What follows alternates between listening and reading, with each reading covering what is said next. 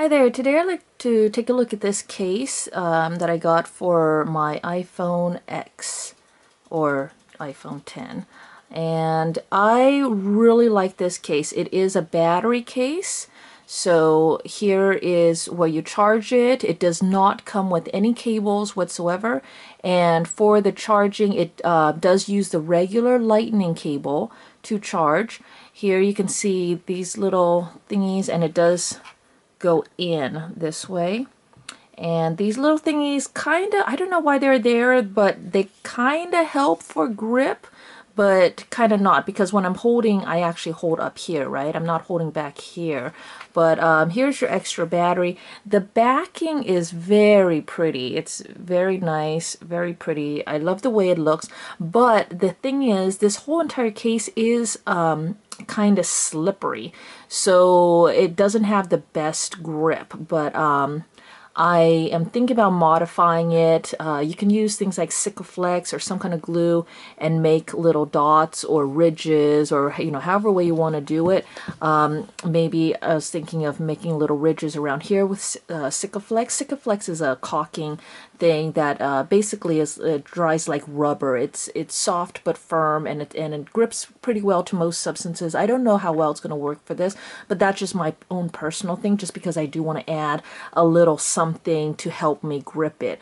It's not as slippery as the phone alone.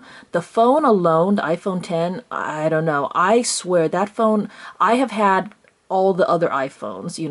I don't know how many years I've had iPhones, but the iPhone 10 seems to be the slipperiest one of all, and which is really scary because of how much more it costs, right? And I don't know, maybe it's totally psychological. It's all in my head because I'm so scared how much it costs and all that I think it's more slippery, but that thing just feels like it's going to slip right out of my hand all the time. This one is very slippery as well, and also it is very heavy. It does add quite a bit of bulk and weight to the phone. Not the bulk this way, but definitely in depth.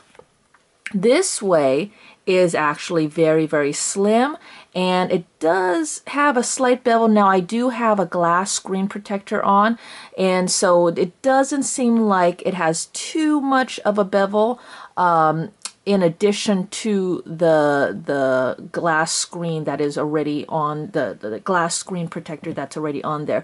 But it does have a little tiny bit of a bevel over there. So this, as far as width goes, what's that? About a little bit more than 5/8 of an inch. And there you go, 5 3/4 of an inch. And 2 7/8 of an inch. So you see, it's not adding too much bulk this way, it's just this way that it's adding a lot more bulk. So let me go ahead and take, this part here is a soft, so you can pull this out. And sometimes, I do end up kind of doing this. Now, one thing that I do like is the one with the taller bevels. What I found is that it's hard because you gotta go up this way. Well, it makes it easier because this bevel is so low to swipe up from the bottom, so that's nice. All of the ports are very easy. The other thing is, when I first put in my lightning cable into here, it was really hard to do. In fact, it was so hard to do that I stopped and I kept checking, and I was like, well, maybe I'm using the wrong cable, and all this stuff. But no, I just kind of had to force it in the first time, and then after that, all the other times now, it's worked great. All of the, let's get this to focus here. All of the ports here are really nice. You have full access to everything, and I do love the buttons. The buttons stick out a little bit, so you have a feel for where the buttons are, and it is very easy to press. You get excellent feedback with the press of each button. Alright, so to take the phone out of the case, it's you got to remember that you have the plug on the inside that is plugging to the charging port over there. So the easiest way seems to be to lift up on the top edge over here, and then with your thumb push this out. And there you go. So here you can see how thick this is in comparison to the phone. This thing weighs 4.8 ounces. My phone weighs 6.4 ounces.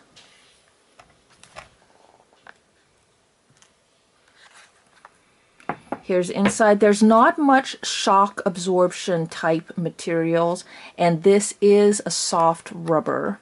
So as far as protectiveness, maybe not the most protective, but it does, you know, encompass everything. So there is a physical barrier there, and this is going to protect some. It's just not going to absorb shock necessarily. And here is the little charging thing. So this part over here, when you put it in, you just want to make sure that that slides right into the charging hole of your phone, like that. And then I push down on the edges, and then push down on here, and just pop that right in. So it is very easy to get in and out. So as far as charging it goes, on the back bottom, you have over here these little things and this button here. This is your power button. So right now this is fully charged. You got the battery indicator lights over here, but it is actually not charging at the moment.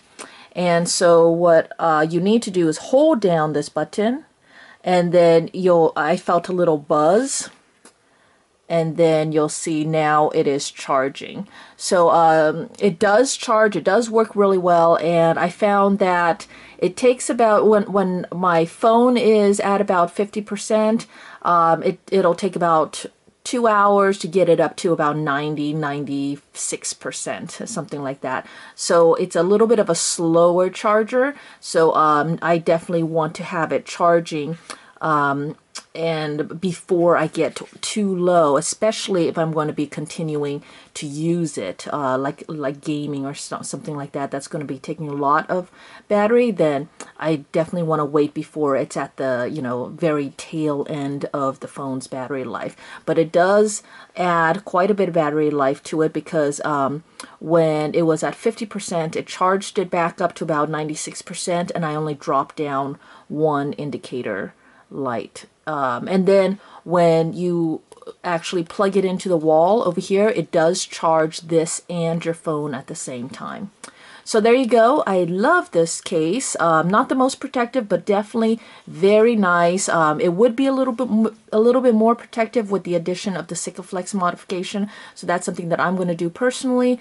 But otherwise, yeah, I do love that it gives me so much more battery life. And this option is so much sleeker and slimmer and looks better than having a separate power bank. You have your separate power bank, then you have to have a cable connecting, and then you got to have a way to hold the two together while they're charging and stuff like that. So this is a very slim and nice, beautiful option for pretty much, you know, a lot extra power. So there you go. If there are any questions, go ahead and leave them for me in the comments below. Otherwise, thanks for watching.